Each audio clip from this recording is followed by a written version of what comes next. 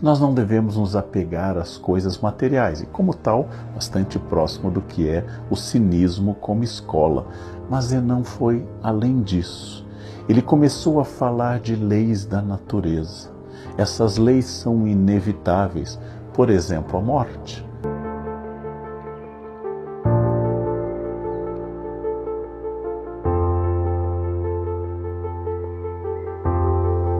A morte é o destino de todos os seres vivos. Se eu me preocupo em combater a morte, ter medo da morte, me apavorar com a morte, eu não vou conseguir deter em um minuto o fato de que eu irei morrer. Então, por que temer o que é inevitável? Eu precisaria atingir o que os estoicos chamam de ataraxia, essa tranquilidade, este mundo livre de preocupações. Quando eu falo em escola cínica, nós fazemos do cinismo uma leitura de senso comum, que achar que é cínico quem é falso, que é cínico quem mente, quem tem duas caras. Este é um valor completamente contemporâneo. O que eram os cínicos gregos? Um dos seus nomes é Diógenes. Diógenes morava em um barril. Diógenes era cercado de cães, em grego, sinós. Por isso, escola cínica. Diógenes andava com uma lamparina durante o dia procurando um homem honesto.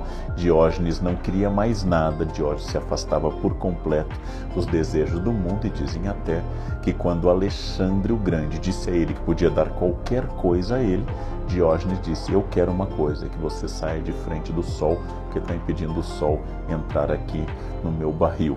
Era a única coisa que ele queria do homem mais poderoso da sua época. Os cínicos eram os filósofos do desapego e da análise desapegada do mundo, e não pessoas falsas, como nós podemos ler hoje em dia.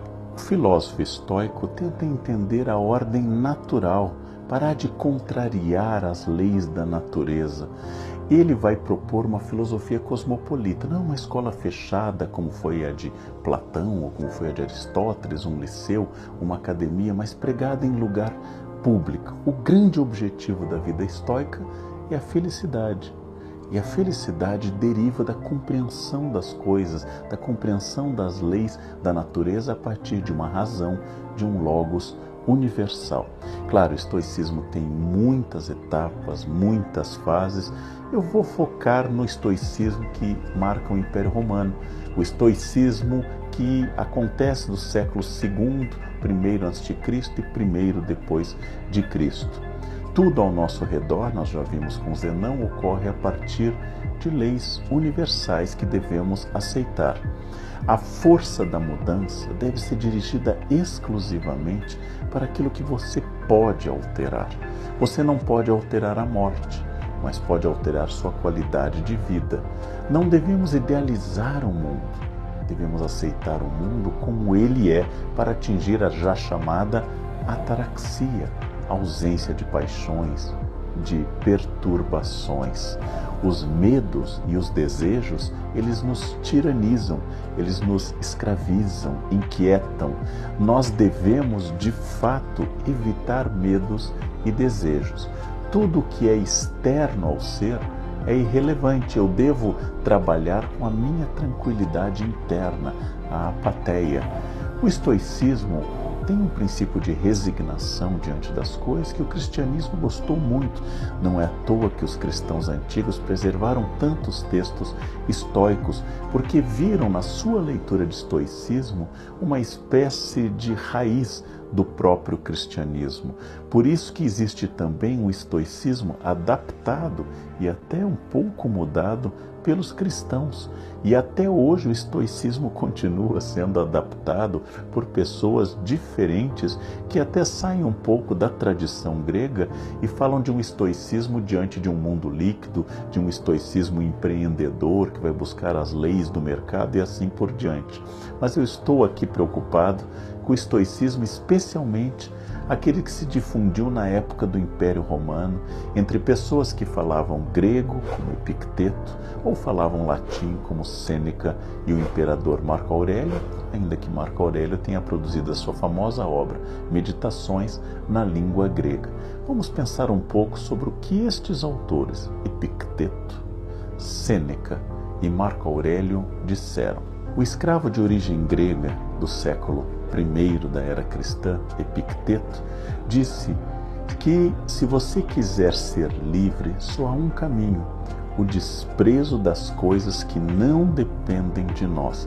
Bastante claro e coerente com o estoicismo. Qualquer pessoa capaz de te irritar se torna teu mestre. Ele consegue te irritar somente porque você permitiu ser perturbado por aquela pessoa. É um homem sensato aquele que não lamenta pelo que não tem, mas apresenta uma grande alegria pelo que tem. Os homens, diz Epicteto, são movidos e perturbados, não pelas coisas, mas pelas opiniões que eles têm delas.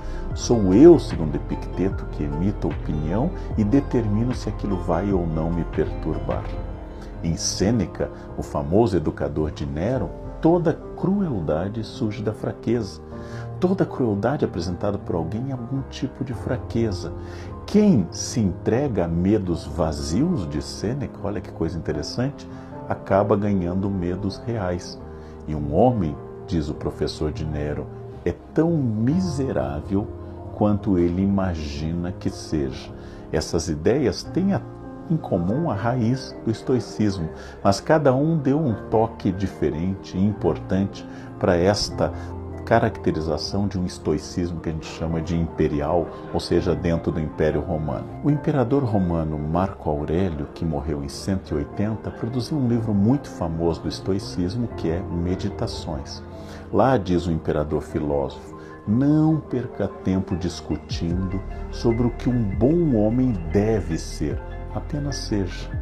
Interessante a ideia. O importante é a ação e não a defesa da bondade. Diz o imperador: pratica cada um dos teus atos como se fosse o último da tua vida. E finalmente, acrescenta o pensador, a alma é tingida com a cor de seus pensamentos. Então, o controle que eu tenha sobre mim, o controle sobre o efeito das coisas do mundo sobre mim, o controle que eu tenha sobre a minha raiva, coisa que Sêneca escreve um livro específico dizendo que a raiva é uma perturbação extraordinária de tudo e que deve ser evitada a qualquer custo.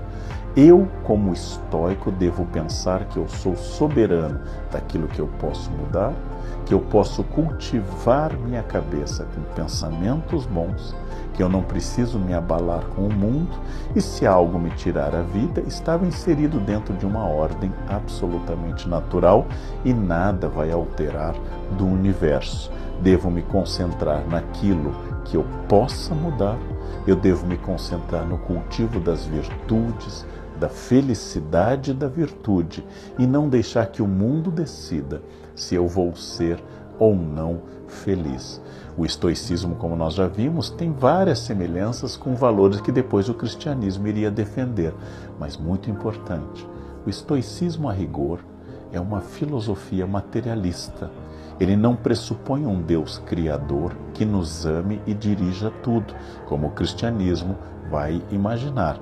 O estoicismo pressupõe regras de um universo material, e entender tais regras e aceitar que há coisas que eu não posso mudar e outras que eu posso me concentrar basicamente aquilo que diz respeito a mim mesmo, vai diferenciar muito o estoicismo de qualquer etapa do cristianismo posterior.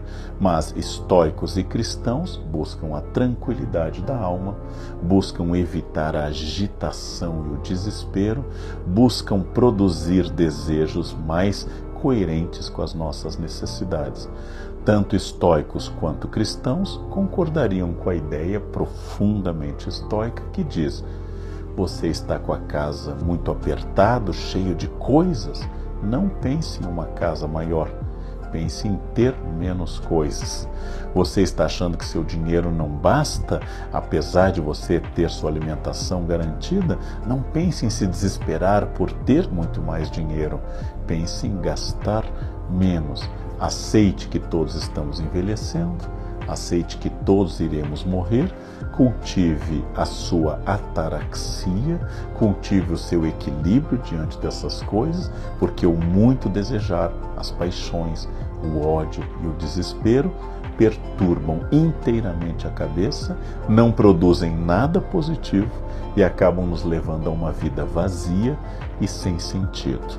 Leiam os livros estoicos, aprofundem lendo, por exemplo, o nosso escravo grego Epicteto, leiam os textos de Sêneca, leiam as meditações de Marco Aurélio, leiam os fragmentos dos estoicos gregos clássicos e helenísticos e vocês vão descobrir que o estoicismo nos traz muitas luzes para repensar atitudes contemporâneas, atitudes da nossa vida.